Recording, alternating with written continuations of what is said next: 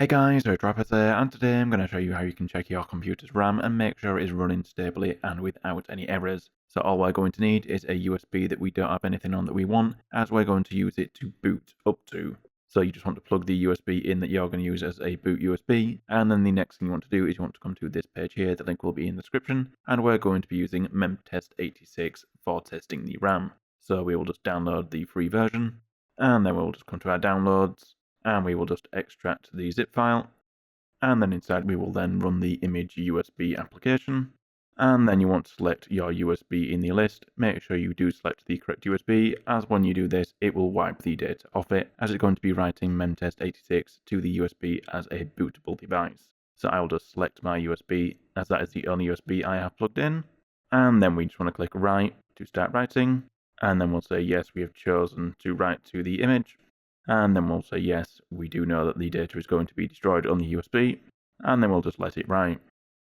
And there we go, it's now finished imaging the USB. So we can now click OK and close this down, and we now just need to restart our computer and boot to our boot options menu. Now if you don't know what the key on your computer is to boot to your boot options menu, instead on most Windows installations you can click the start button, then click your power options, then hold down the left shift key on your keyboard, and then click restart. So you just want to keep holding down your shift key, and then it should bring you to this menu here where you can then select use a device, and then you can select the option that is your USB. So I'm going to select this one that is partitioned to on the USB, and it will now start to boot to the USB that we created.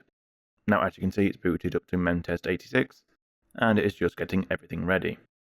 Now at this point here you can press nothing and it will just start doing the default test, or instead you can press the right arrow key and then press it again to go across to config, and then press enter, and then press T to go into the test options, and then if you want you can disable some of the tests if you want, and you can also change the number of passes. So by default it does 4 passes.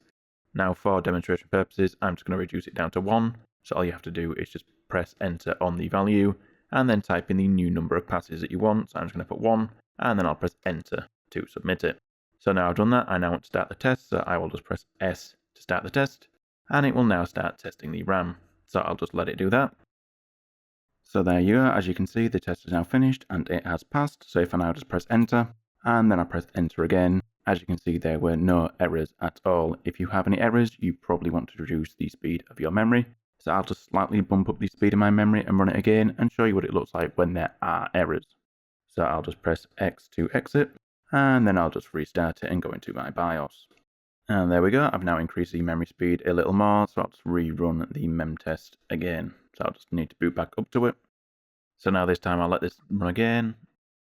So now as you can see the memory has been increasing speed and it has already found some errors, but I'll let the test fully complete and show you how many errors it gets at the end. Well, unfortunately, as you can see there, it is so unstable that it has actually crashed during the test, but as you could see, it was getting many errors. If you are getting errors like that, your memory is not stable and you want to get it so that it does not have any errors at all. So if you have increased the clock speed, you want to reduce it down until you do not have any errors. So guys, that's going to be it for this video. If you liked it, don't forget to like one. If you disliked it, hit the dislike button, subscribe, contact like this, and I'll see you another time. Bye.